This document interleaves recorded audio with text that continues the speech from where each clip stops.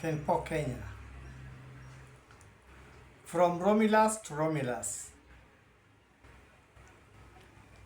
As an ardent student of history,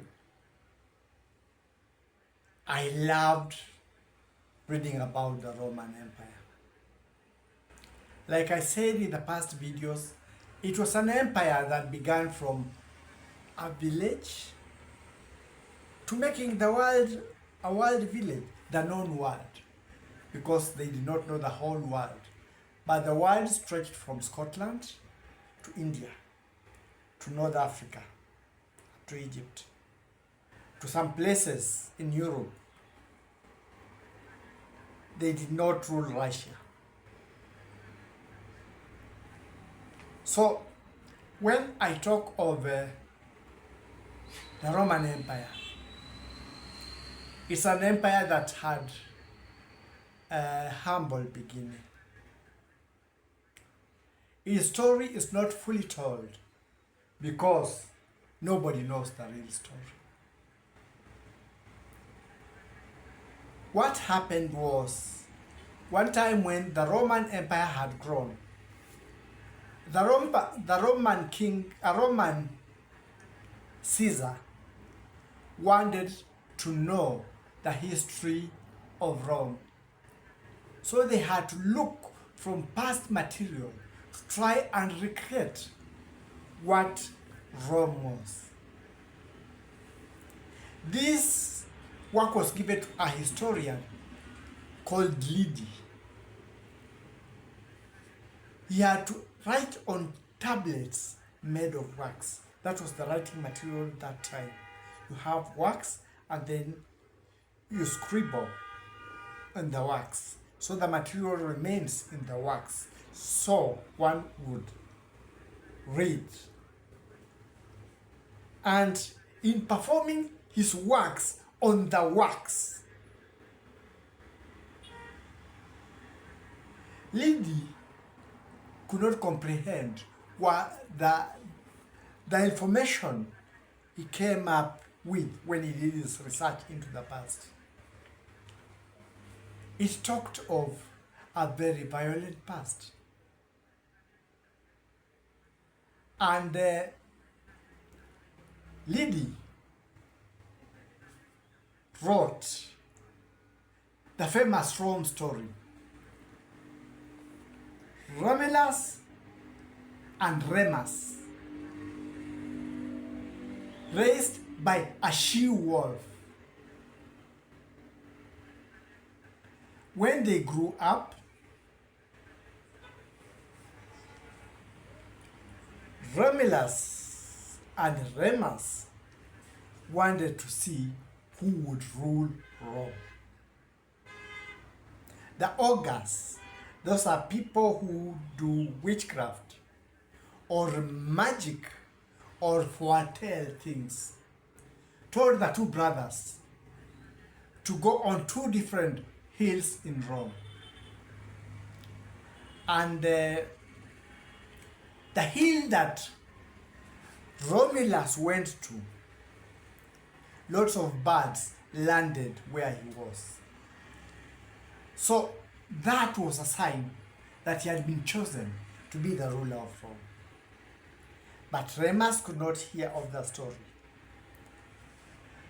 The two brothers now had to settle it out physically. Romulus killed Remus,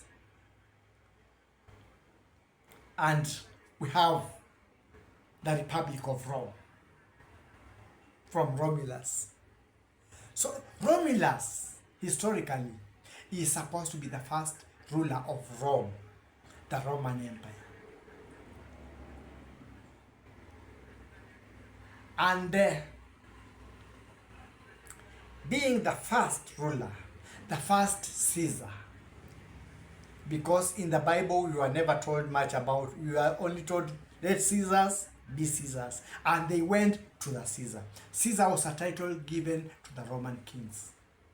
There were many, some of them benevolent, some of them malevolent, some of them crazy. Some of them, they had all characters. If you follow the Roman history, it's very interesting. It will tell you of things that you would wonder. Then they had a guard. It was called the Praetorian Guard.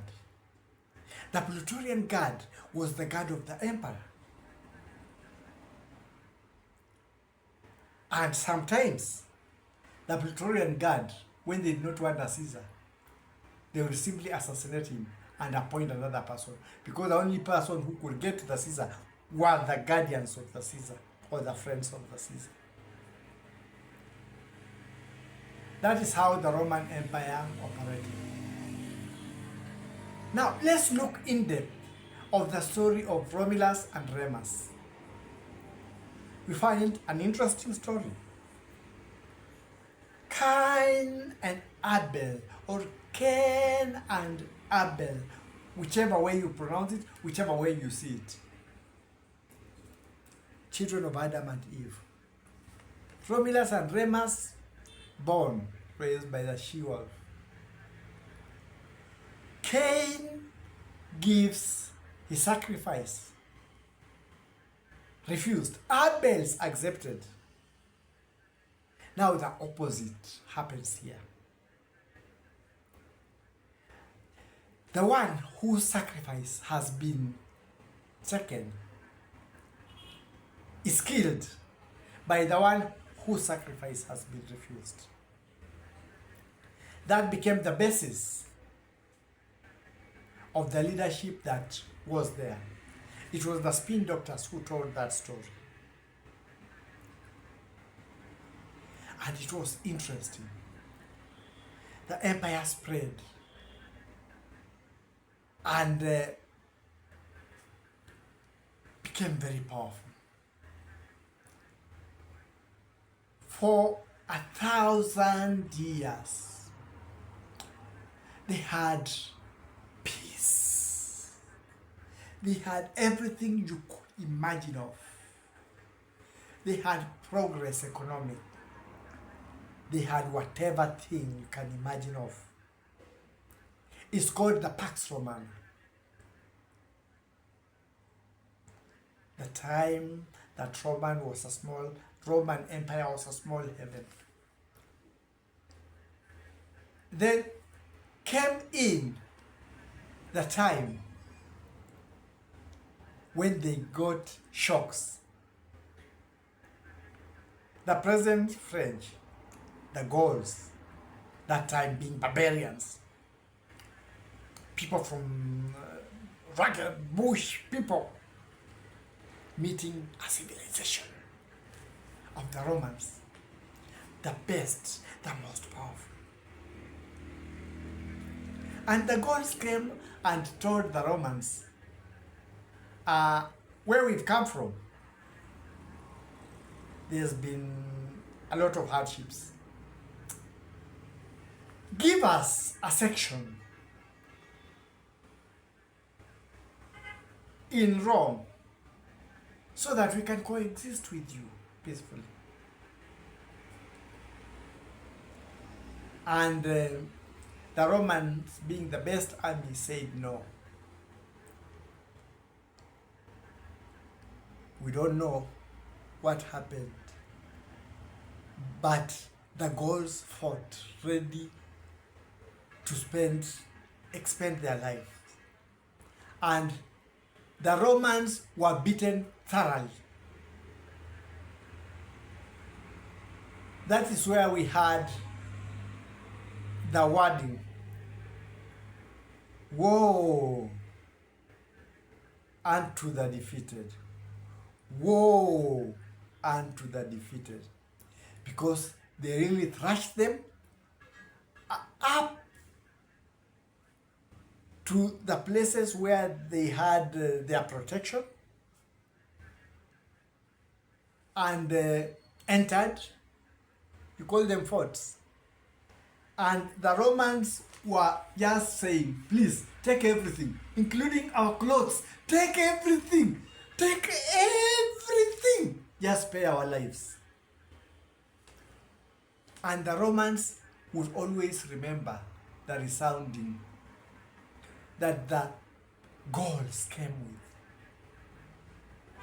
Woe unto the conquered. Woe unto the defeated. They would remember it for a very long time. For a very long time. But then they sort of regained structure again. And then they made the likes of Shapur and other people who were expanding from the Eastern Empire.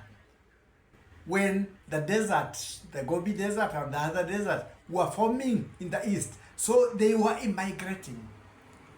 And they fought with same vigor.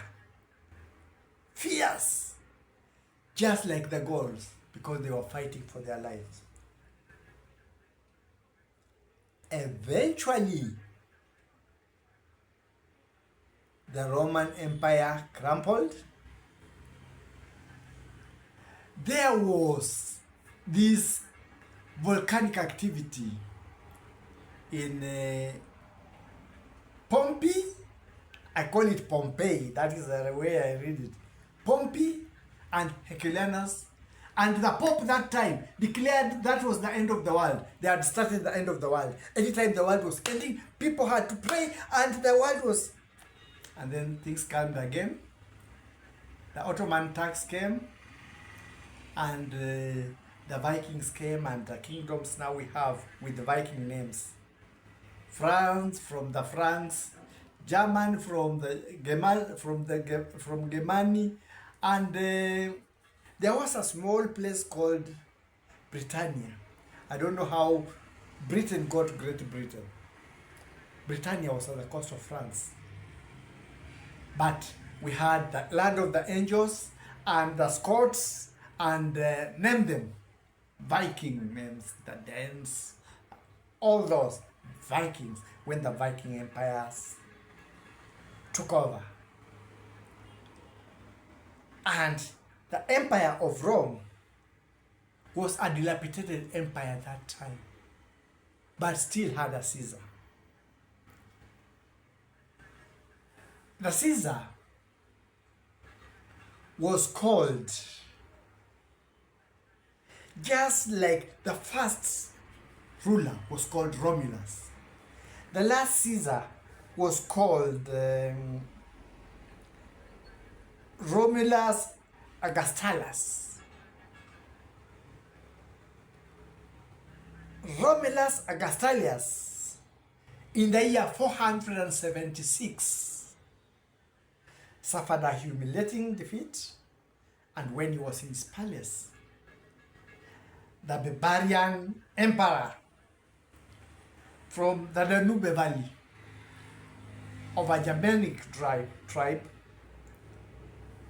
came into Rome and told Romulus Augustulus, "We shall not take you prisoner, we shall not kill you, but this is the end of the Roman Empire." So the Roman Empire started with Rome, Romulus, and it ended with Romulus.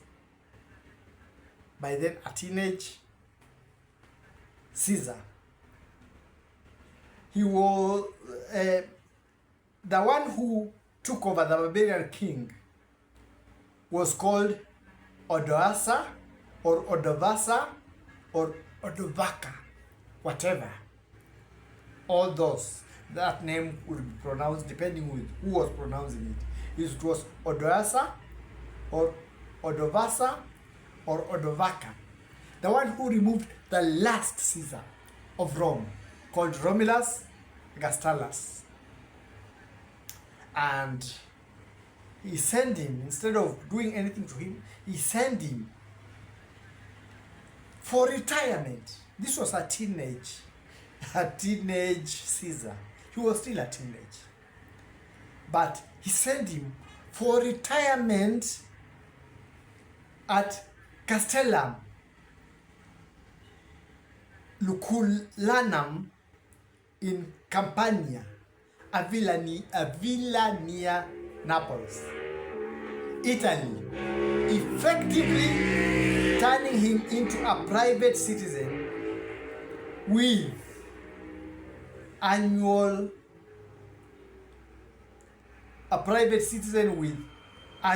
pension. That is the story of Rome. That is the way the great empire Rome began, and that is the way the great empire Rome ended. Now it's just a city, a big city. But by then, it was an empire.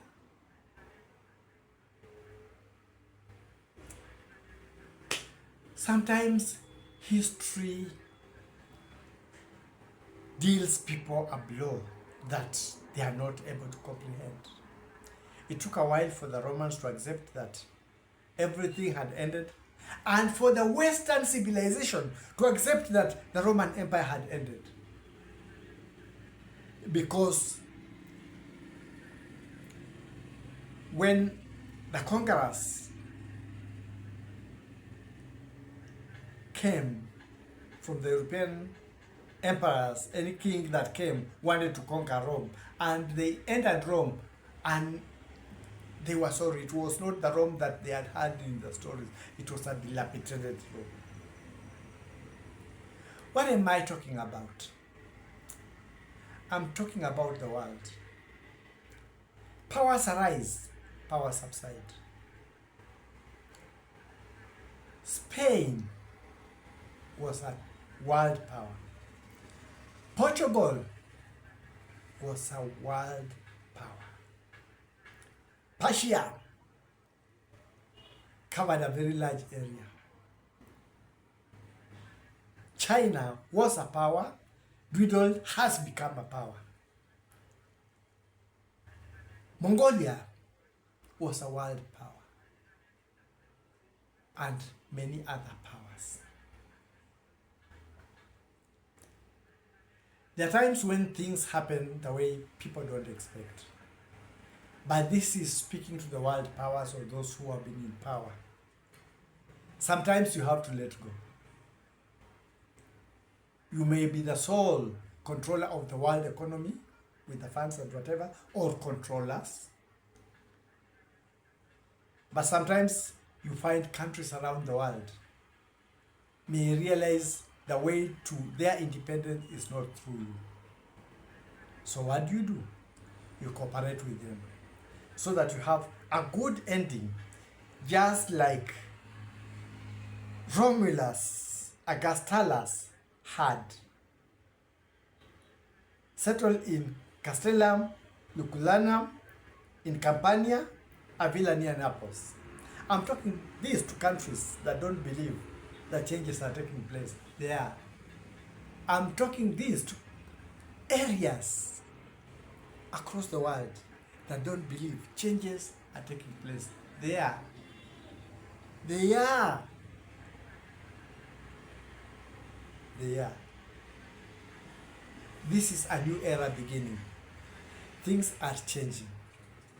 What we thought was will not be. What we thought wasn't is.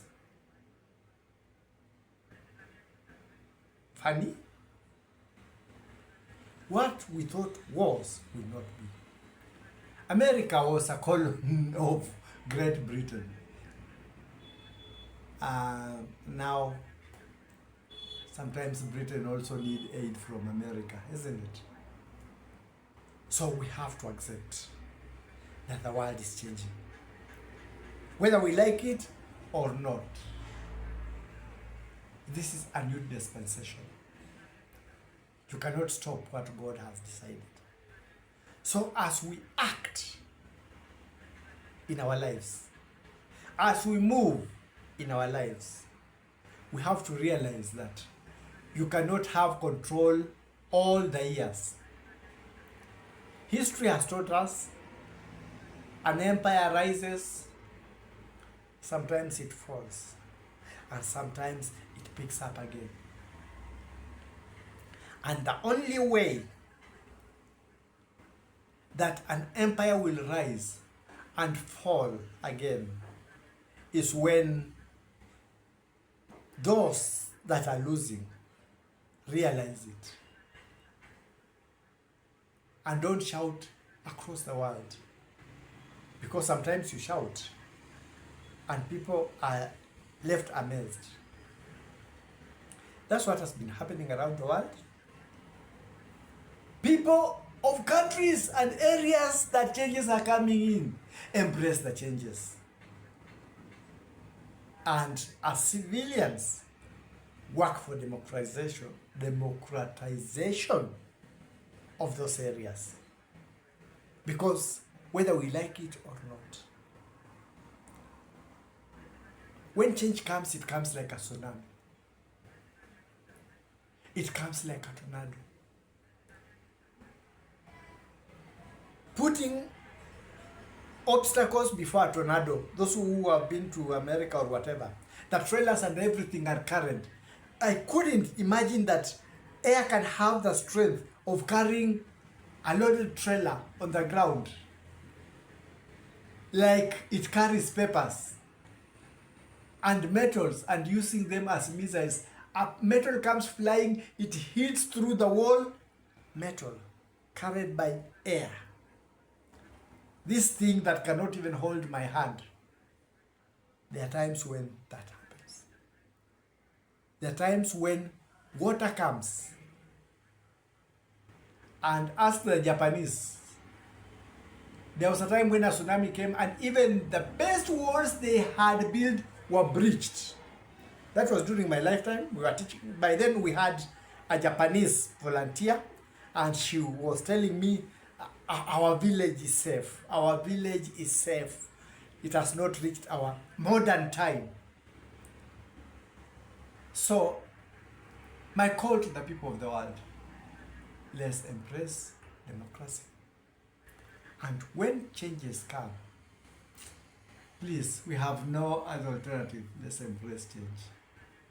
Because it's good to change in tune with the changes than the changes to change you, because they are hard when they change you and you have not accepted the change.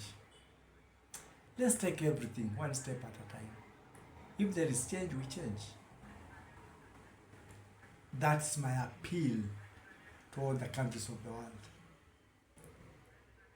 If a caterpillar refuses to become a nymph, it will never be a butterfly. So it has to be very active. Eat leaves, eat everything, and then make that cocoon and relax. And eventually come out as a beautiful butterfly taking nectar, something sweeter than it had been taking. That's my take for now. That's my take for now.